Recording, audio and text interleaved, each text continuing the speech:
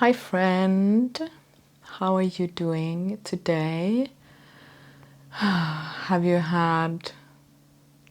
drunk water? Enough water today? Have you touched nature today? Have you had a moment to lay down? Or just put your feet up somewhere and closed your eyes? Your eyes? Have you closed your eyes today? Have you laughed? Have you cried? Have you made random sounds? Have you stretched your body? Oh! Okay, so I'm again just reminding that if you are listening to this, you want video, the video is on Spotify, maybe on Instagram, YouTube, and you can watch it, but you don't have to. You can also just listen. It's good to be here with you. So something I've been sitting with just in the past kind of couple of days is how how am I going to say this? The kind of connection or disconnection, which this is what I'm going to look at here, of something that I highly value. Like it's part of the culture that I offer if you come and hang around me anywhere. Permission to be human. Like that is one of my core values. Permission to be human. And then a couple of days ago, I just kind of started reflecting on, well, to have an inner critic, that is natural to humans, at least like now, in the times we're living in. It's natural. I think it's natural because of the culture that we're living in. And also, I don't think that the inner critic is personal. I don't think it's a part of you. I think it's a part of the system, which is you are a part of. So it's part of you in some way. Anyways, so I just kind of it's almost like maybe this is the inner critic in me, like this question or critique of, well, but why would you want to alchemize inner criticism? Doesn't that go against your value of permission to be human? And that is kind of what I want to unpack, because I don't want to fall into, I want to say, the trap, because that's kind of what it feels like to me, of pathologizing having an inner critic. And what I mean by that is the misconception that, oh, there is something wrong with you for having an inner critic, and now we need to fix you. And of course there are going to be moments when what I say come off as that, because I'm also living in this culture where we pathologize pretty much everything that is human, natural to being human, becomes a problem and something to be fixed. So I want to tread carefully, and I want to say this first of all. There is nothing wrong with you. There is nothing wrong with you. There is nothing wrong with me for experiencing inner criticism. There is nothing to be fixed. There is nothing wrong. And if you are, or maybe it's easier if I speak about myself. So there is nothing wrong with me for experiencing inner criticism. For me, personally, it becomes a problem when this inner criticism is blocking or getting in the way of me expressing myself and being in the world, or even just being with myself in ways that I desire to be. So, for example, I'm just going to take an example. For me, I used to have, and this is not that long ago, like this speaking like this, or posting on social media, sending a newsletter, teaching a course, teaching a class. All of it was like this wrestle with the inner critic. So oftentimes I was like, I'm just not going to do it because I want to, I have a desire. I want to, because for me it's about self-expression and being creative and in having connection, human connection. But oftentimes I was like, I'm not going to do it because it's so tiring to then have to listen to that criticism. And that is when it, for me, becomes a problem that I want to unpack. Not necessarily fix, but like unpack and come into relationship with. And what I want to come into relationship with, it's yes, the inner critic, but also all the things that are like beneath that, all the sensations and emotions that are the inner critic kind of stirs up, that I then choose, that are so intense that I choose to not do the things I desire to do, to avoid those experiences. That's, or I kind of lost my thread. That's what I want to come into relationship with. And also that the desires and the excitement and the longings that are being suppressed by this criticism, that I'm pretty much denying myself the experience of, because I just can't, it's just too exhausting, because then that inner critic will come and it's just too exhausting to have to listen to that. So when that happens, that is when I feel that, okay, alchemizing inner criticism can be a very supportive technique and practice of coming into relationship with all the things that it kind of entails. Maybe I want to say that. And yeah,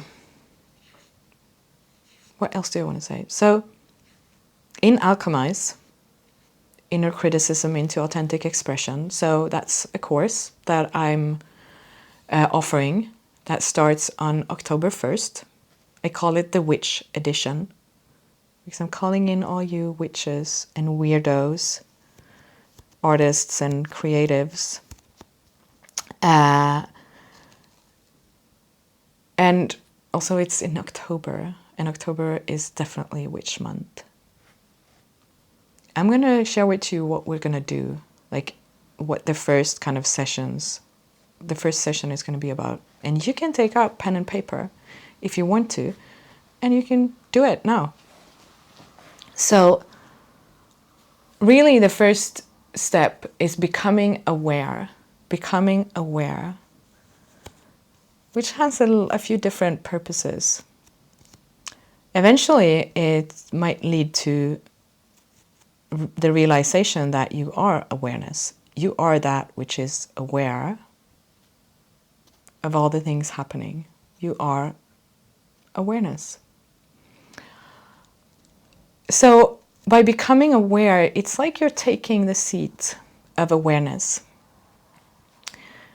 And what I invite you to become aware of is a few different things. First of all, what exactly is it saying? Like, what is the inner critic saying? And to get that down on paper, because I think that what so often happens is that it's kind of just on autopilot, the inner critic, and it might be that you're not really aware of what exactly is it saying. that it kind of just, that even the inner criticism gets kind of pushed away. And of course, if it doesn't affect you, like if it's just there like a noise in the background, and you continue to do all the things that you want to do, and then great. Then you don't have to come, like, then don't do this. Like, you don't have to do this. But if it's there and it's having, like, it keeps kind of stirring around things inside of you, and it's hindering you from coming into relationship with things you desire, then listen, what is it saying? And it's enough if you catch like 1 or 2, maybe 3 phrases. It's not like you have to write down everything it says, although you could do that. Like so this was when Ruben was a baby, so that's like 4 years ago or more. He's turning 5 now, so I'm like, math, it's not my strong side. So 4 years ago, I was in a course about doing this program on inner criticism and the relationship, also inner criticism and the victim, and a few other things. Fun. Yeah, if you don't know this about me, I am like, if you have things that you've, dark, murky stuff, I'm your person. Like, I love that. I love that shit. Anyways, so I was in that course, and one of the practices was to write like everything that the inner critic said. And I was just like, okay, I'll do it. And I was writing page after page after page after page. I mean, it was nasty. That inner critic, it was nasty. And my mentor in that program, I mean, not that I want to be like, whoa, I have the worst inner critic, but she was like, I think this is like the worst inner critic I've ever come across. So it was bad. So I kind of now crowned myself the queen of inner criticism. Anyways, where am I going? Yeah, so you don't have to do that. You can do that if you want to, but it's enough. We're gonna, in Alchemize, we're just gonna take tiny droplets of medicine. Like, we're not gonna explode. We're gonna take a little bit, and you're gonna get that process so that you can continue to take a little bit of the medicine every single day. Until you begin to pinch yourself in the arm, because you're like, where is the inner critic? Why, it should be here now. Hello, where are you? It's not there. What? And it's not magic. It's not magic. It is medicine, which is kind of magic. But anyways, I'm losing my thread. So you write down 2 or 3 sentences. What is it saying? And then you will honestly have a look at, to what extent do you believe that these things that the inner critic says is true? To what extent do you believe in what the inner critic says? Is it like, well, yeah, it's true. Then, so let's do it from a scale from 0 to 10. And you're like, yes, it's absolutely true. Then you write 10. Or maybe you're like, it kind of feels true, but I'm slightly doubtful. Maybe it's a 6, 5, 4. And it's just kind of a way of checking with yourself. And here is an important part of this. Because sometimes we come into this and we're like, well, intellectually, I know that it's not true. But that's not what we're interested in. Whether your intellect has received the information that what the inner critic says is not true. It is, does it feel Like, what is the felt sense of it? Because you can intellectually be like, I know that what the inner critic says is not true, but your body, your felt sense experience of it still believes in it, still which means it absorbs the words. It kind of, well, I don't even know if absorb, it's like, yeah, it absorbs the words. So that is what we are interested in. To what extent do they feel true to your felt sense, your bodily experience?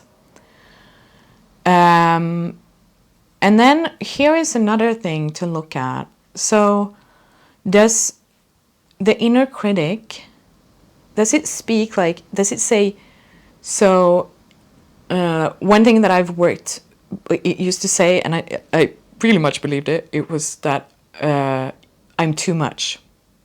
I'm just too much. I don't even know what that means, but that was the kind of always the message. Don't be too much. You're too much. And so is it speaking in first person or in second person? Is the thought pattern, like the thought when it comes, is it saying, I am too much? Or is it saying, is it like some external voice that says, you are too much? And this is really important to begin to distinguish, because when it's the I statement, we have a tendency to believe it even more. Like it's really deep inside. It's really rooted. Whereas if it's a you, there is more like flexibility in whether you absorb it or not. So to have a look at that, and if you notice that there is an I statement, like I am so bad at recording podcasts, like I'm so bad at it, to play with shifting from I to you. Oh, you, so the voice would be like, you are so bad at this, because it creates this delicious little distance. And the realization, where the realization can come that thoughts are not personal.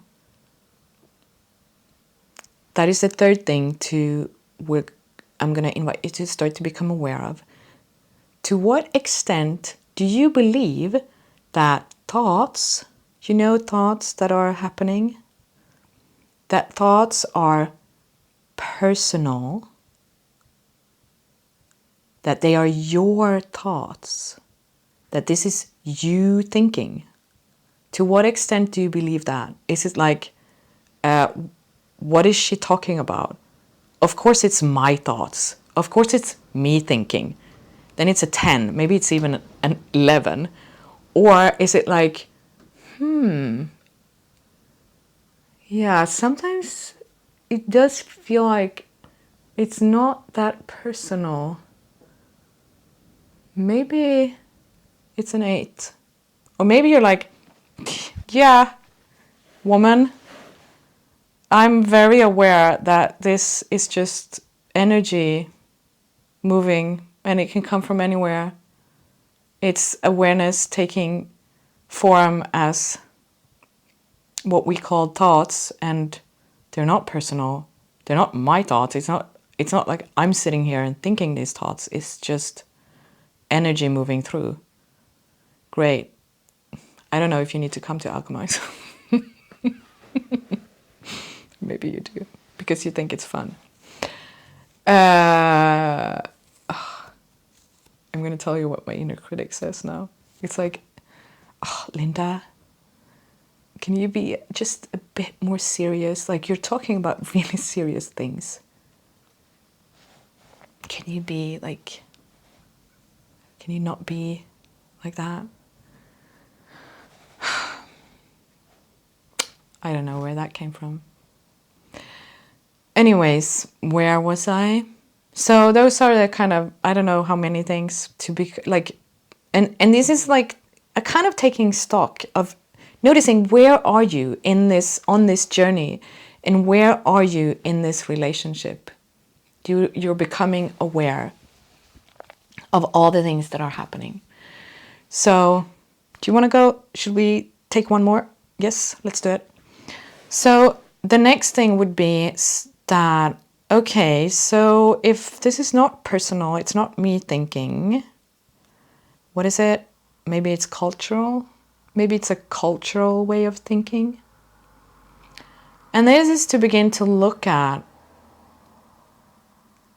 like, we all belong or identify with, in some one way or another, with some marginalized group. We're like, I know there's some people that might disagree with me, but I'm thinking like a white man who has emotions, like, which is every single white man. Did you know that? And who has a longing to express those emotions. I think that's every white man. He might not be aware of it, but deep down, there's a longing to get to be vulnerable and not have to live up to the stereotypical image of the white man. Because who the fuck wants to live up to that? It's a horrible image. So that means that in the inner white man is also marginalized. So pretty much we are all marginalized in some way. The way, like, our colonial culture system, there are no winners. I want you to be very aware of that. No one is winning. We're all losing. Yeah. Great. And we kind of want to move away from the whole idea of we want to live in a world where there are winners and losers. I don't want to live in that world. Do you? No. So then it's to start to explore, okay, so what kind of marginalized group or identity do I have in some way? So it could be, maybe you're a woman, you're a person of color, your sexual orientation is outside the hetero norm. Maybe you are neurospicy or sensitive or whatever it might be that you kind of identify with. And then to look at what kind of criticism or oppression is this marginalized group, like what kind of, how do I want to put it? From the culture itself. In what way is the culture marginalizing this group? In what way is the culture oppressing this group? To have a look at that. And then you might begin to see that much of your, like, the inner criticism might be linked to that. Which, of course, I mean, if I can take myself as an example,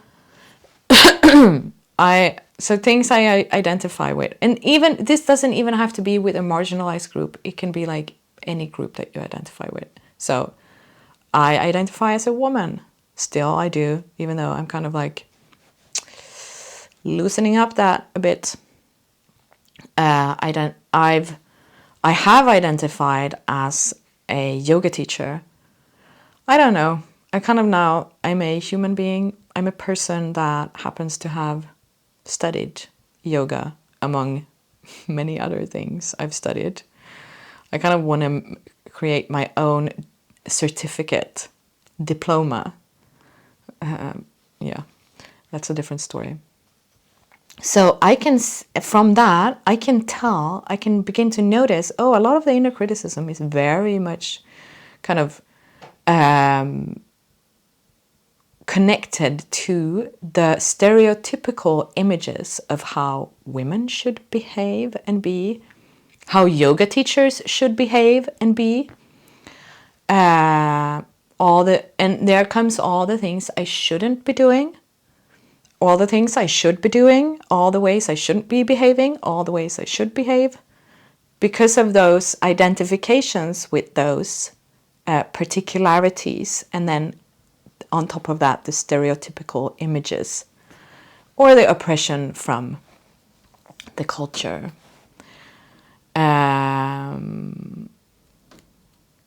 Which I'm unpacking still. Like, I'm not... I don't know if we will ever be free of it. I think that, yes, maybe the embodied, liberated human being, the Jivan Mukti, might not have as many of these stories. But until then, this is a great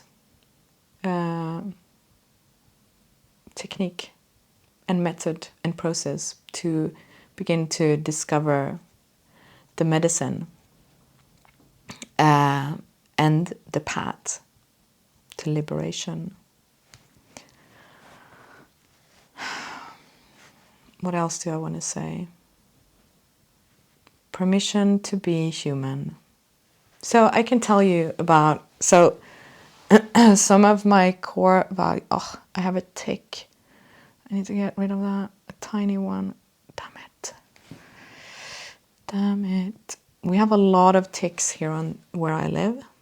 And you can get really fucking sick from them. Like, really sick. And though I kind of feel often that's to be sick is like that's also an initiation, if we allow it to be. If we allow ourselves to go into the underworld of sickness, but I kind of don't want to go into the underworld of all the diseases that come from ticks. But no one, what was it? Yeah, anyways, I was going to reference something I read, but that was I didn't read it here. My values. I want to talk about things I really value. Like, if I would create a culture, if you would come like the culture of me, which is what you are invited into when you come and study with me. And a few things, like I really presence, awareness, like the cultivation of presence and awareness is definitely one of my core values. I don't know if that is like value or the cultivation of wonder and curiosity, to allow ourselves to be in states of wonder, even in curiosity about even the murky and the dark and the confusing parts of this human experience. And of course, permission to be human. Like that permission to be human and to be whatever kind of human you happen to be in any given moment. And a deep, unwavering trust in the unknown. In the unknown. Kind of trust in the unfolding. Yeah.